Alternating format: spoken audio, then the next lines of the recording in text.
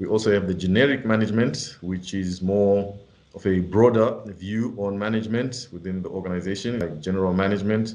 So this course also helps to train individuals with the interpersonal communication skills. They help us to interact with individuals, as in a managerial role. You need to have those skills to be able to deal with different people from different walks of life. There are a lot of problems that we may face, and you will need to have the skills to be able to solve those. Recruitment, selection, and coaching also is part of the knowledge modules that you are equipped with as a generic manager, so that you are able to come up with the best recruitment policies so that you get the best individuals for the job.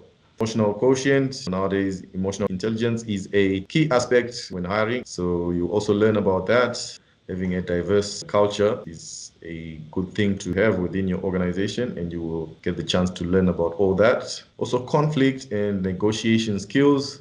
As you know, not every day is a good day in the office. Sometimes you may have to resolve some conflicts and also negotiate certain aspects. It could be with customers or suppliers, or negotiate some service level agreements, for example.